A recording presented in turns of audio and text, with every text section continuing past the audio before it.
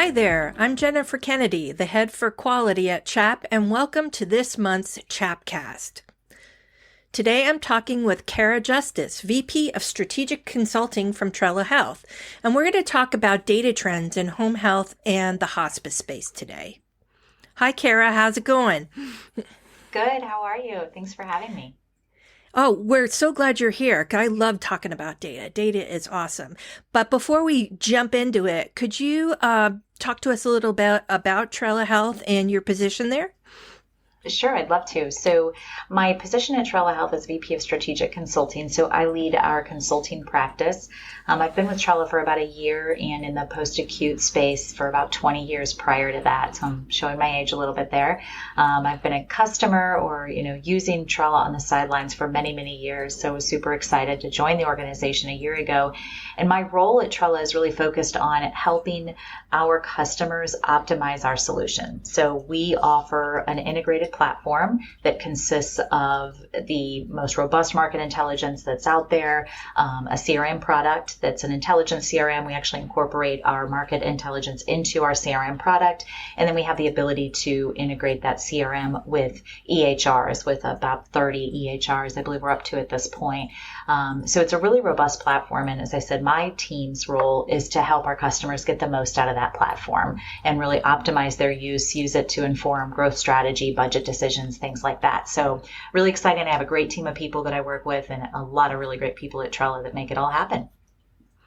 Well, I'm glad that Trella has you on board because it sounds like you have a really great swath of expertise to bring to them. And then, in turn, you're sharing that with the providers who use your data report, of which I looked at it and I was so impressed with that data report that you put out. It was really, really informative. And I wish when I was 2 feet back in a hospice organization, that's my space, Kara, I wish I would have had access to data like this because it's extremely helpful when you're looking at, well, let's just face it, data makes the organization go.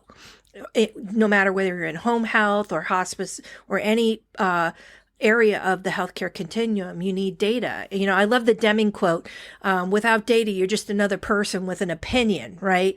That's right. That report was really great. And I'm hoping you and I can have a great conversation today to talk about some of the highlights in that report. So you tell me, where do you want to start? Well, thanks, Jennifer, for that. We're really proud of that report, and we're going to continue to enhance it over time. Look later this year for some additional enhancements coming to that report. I actually brought a few stats, obviously not all of them, or we'd be here for quite a while, but I brought a few key stats from that report to share with your audience today. And obviously anyone is welcome to reach out with any questions related to it. And I'm sure we'll share the link and things like that. It's a free download, by the way. Anybody can go out and access it. So we'd love to have folks grab it and ask questions as they have them. Well, it was easy to grab. So I'll attest to that. All you have to do is put some info in about yourself and poof, you get your report. So what do you want to start with? Home health, hospice, you choose.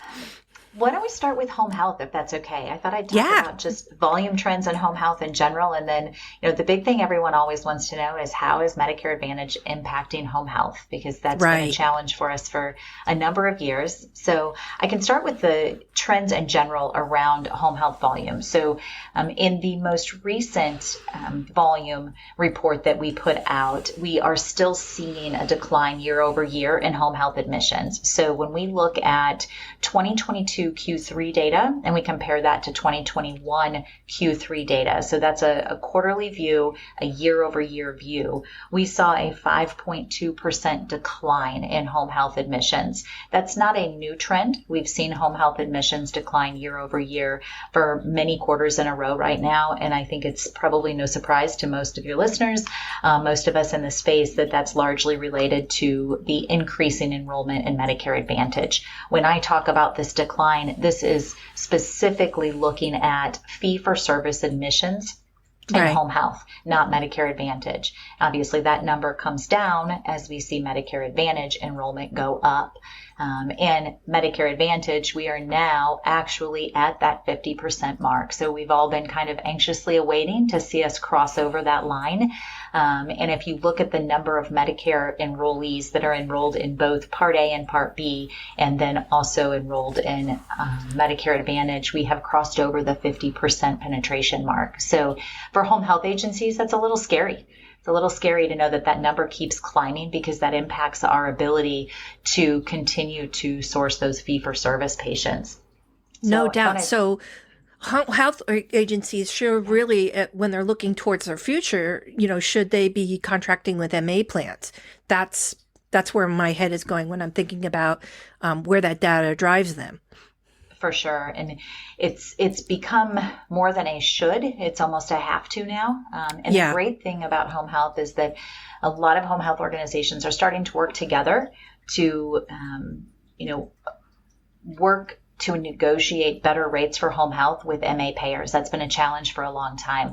But home health is going to have to get really good at working with MA payers for sure. Now, the upside is even though there's a decline in those admissions, we're still talking about little over 765,000 fee-for-service admissions in the quarter I referenced, which was Q3 2022. So well, absolutely positively, we have to get good at working with Medicare Advantage payers in the home health space. We also have to recognize there is fee-for-service volume there to go after, and we have to get really good at competing to win.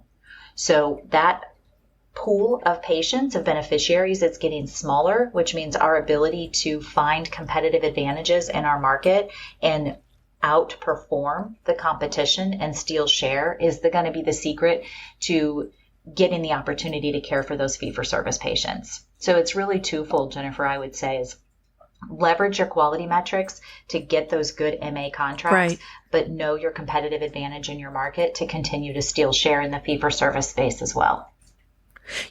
When I looked at your report, I saw the map, you had your home health map. I thought that was really interesting to see that sort of mapped out where your concentration was in your fee-for-service provider. So, those who are listening out there, please pull the report and look at that map because it was really, really helpful to see, oh my gosh, I didn't think the distribution would look like that.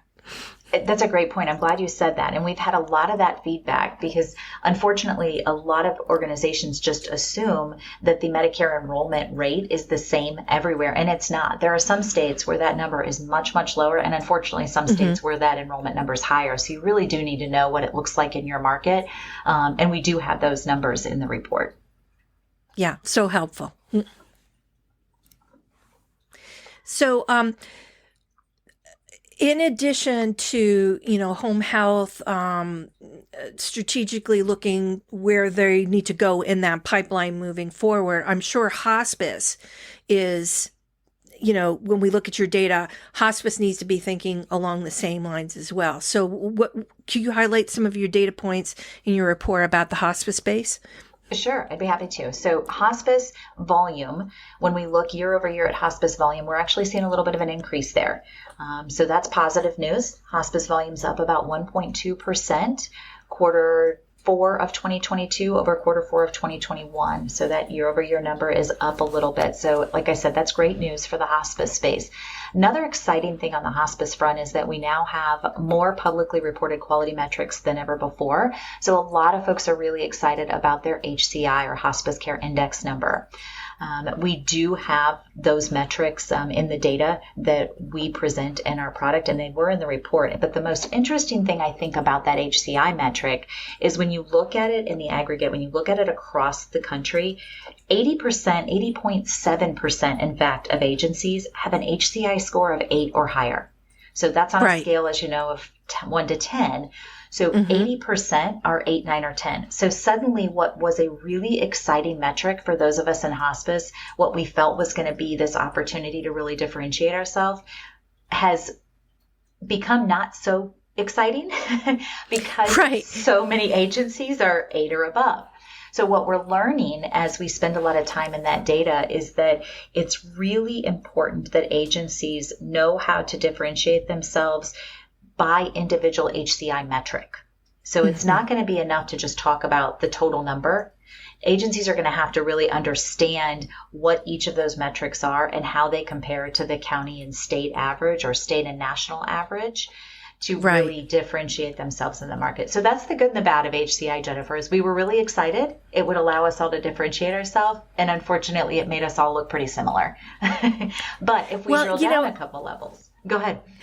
I was just going to say, it's kind of the same principle of the hospice item set. It's topped.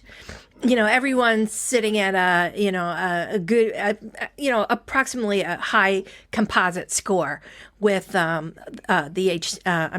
HIS. So I actually was in the HCI data this week as well, looking at some of those things. And, I'm going to be honest with you, Kara, as a longtime hospice nurse, I did not like that whole measure when it came to fruition, because I really felt there's just a lot of compliance built into that measure. And for me, looking at quality, I didn't really see at first the quality proposition within the indicators in that measure. But you know what? The more that I look at it, I say to myself, oh boy, if you look at like the VBID measures for hospice with carving into MA plan, that whole demo, those are similar kinds of measures that payers are building into their measure set. So it almost feels like a pathway to value-based purchasing now that I sort of equate it and look at it that way. Absolutely, I completely agree, and I agree. It's not it's not always, I don't think, a real reflection of the big picture of the quality of a program. Unfortunately, it's what we're given, right? Or maybe not what we're given. It's what we're the path we're forced down. But yeah, I completely agree with your assessment. Yeah, it's just a whole interesting thing. But yeah, and again, I agree with you with the whole sort of topping out of that HCI composite score. When you then drill down, you open up the data sets, you look at the individual indicator scores. There's really room for improvement. And like I said, I was in the data this week and I'm like, ooh, this one hospice I was looking at, boy, they have a really high, their burdensome transition and discharge aren't looking so good. So, if I were, again, 2 feet back in a hospice and that was our plight, we need to work on these items, because it does impact quality. Even if you don't think it initially impacts quality, it really does. The overall big picture of quality within an organization. Agree. And to your point earlier, data is so powerful. Our consumers and our referral sources are demanding more and more data. They're demanding quantitative evidence of quality. Right. And so our ability to then get those quality metrics up and then leverage that in our messaging with our referral sources is more important now than ever before. I mean, we've, having done this for a few years, as I mentioned, it used to be easier, frankly. It used to be easier to explain quality. Now people want to know, tell me what that means. Give me some numbers to back it up. And so it's tough. And those unfortunately aren't numbers that are easily moved in a lot of cases. Right. So, oftentimes we're digging through data with customers also to help them explain why their number's not the best in the market. And, everybody assumes if my number's not the highest, when top of the scale means good, that I don't have a story to tell. And, what we find often is that agencies are taking care of a more clinically complex patient, for example. So their scores in some cases are going to be a little bit lower. And so it's just the complexities that come with trying to message in this data-driven environment are just incredibly difficult. Yeah. And you know what, to your point, I just had a thought while you were talking about sort of topped scores in, whether it's home health or hospice. I think organizations can't sit on their laurels. Oh, great, I have a 10 in my HCI score, or I've got a 99 in my HIS composite score, or whatever that might be.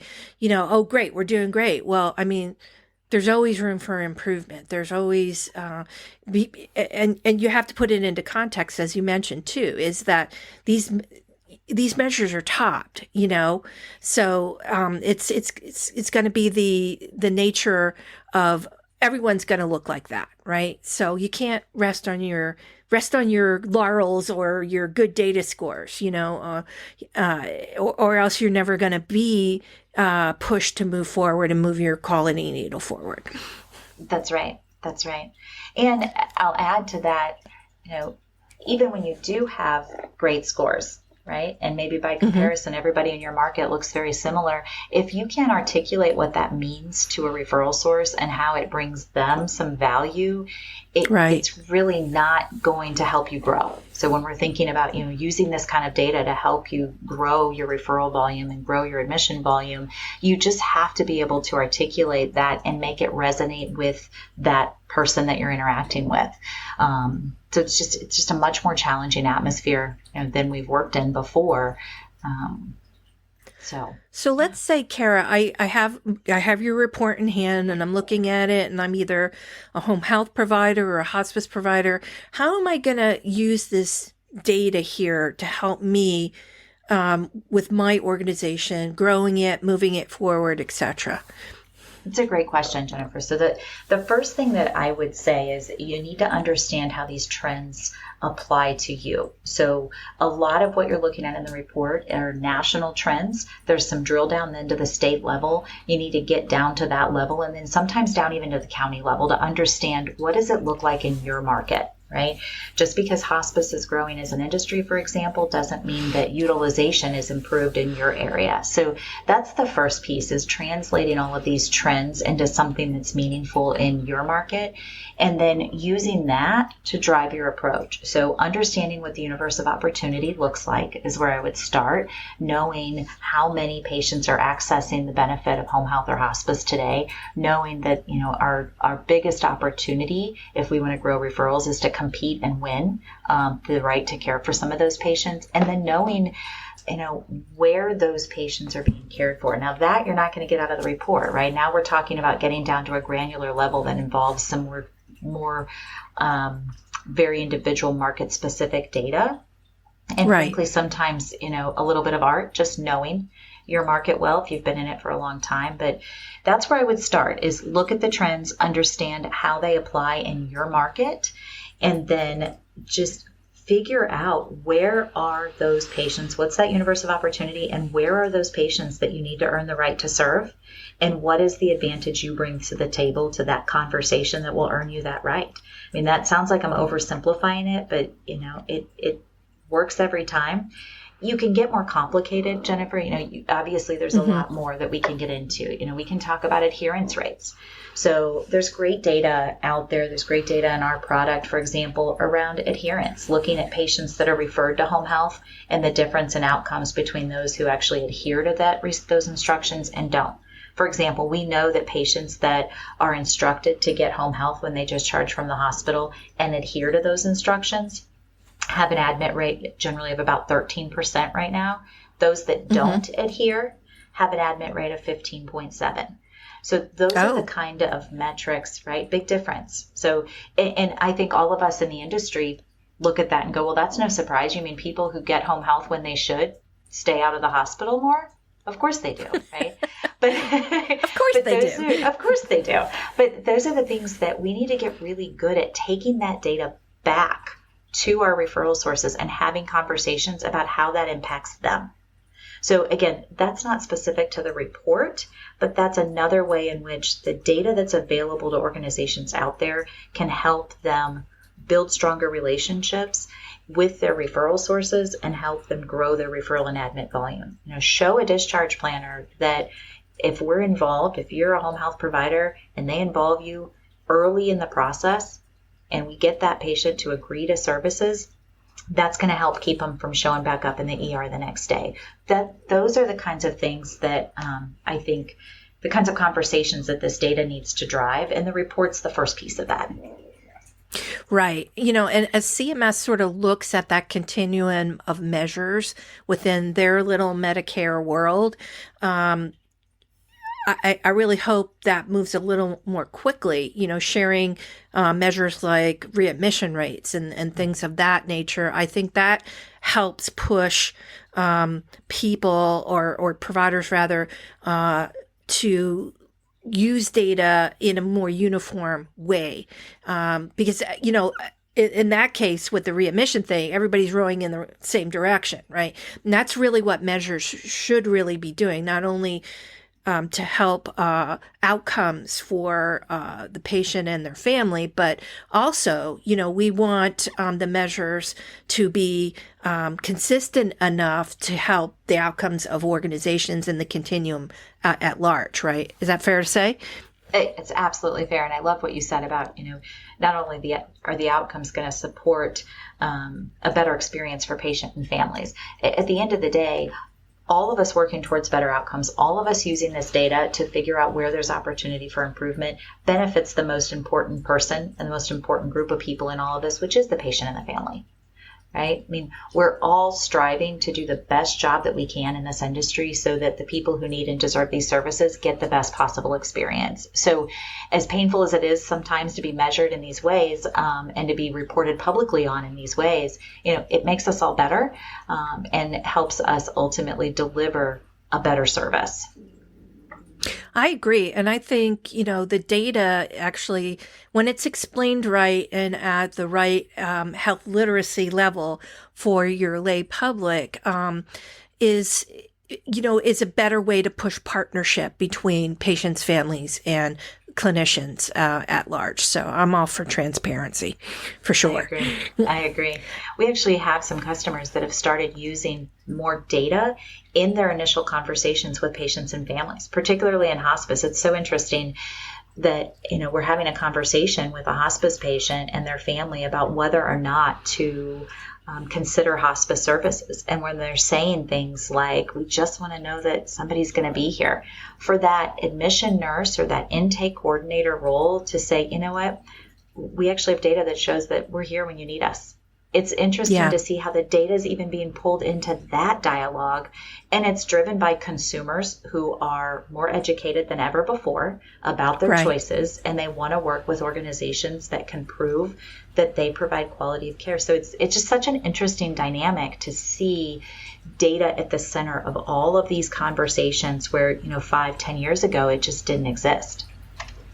Yeah. And I think, you can't be a provider in the healthcare space without being data driven today. I mean, you're not going to survive if you're not, for sure. Agree. Well, your tool is super helpful, and thank you so much for coming on to the Chapcast to talk to us a little bit about the Trella report. Any closing thoughts for us, Kara? No, I'll just say thank you back to you. Thank you for having me. Thank you for letting Trella be a part of this. And thank you all for the work that you do as well. You guys are a fantastic organization that does so much to enable organizations to be better in so many ways. So we're really excited to work alongside you in this industry and continue to help folks be better and better at what they do. And like I said, ultimately getting more and more people the services that are so desperately needed. So thank you guys also. Well, all right. Well, the CHAP team does thank you all out there in podcast land for taking time out of your day to listen to our podcast. And thank you, Kara, again, for coming on and talking to us about this important tool that organizations can leverage to not only move their growth forward, but absolutely move their quality forward. And I'm going to throw in another Deming quote because I have to. In God we trust, but all others must bring data.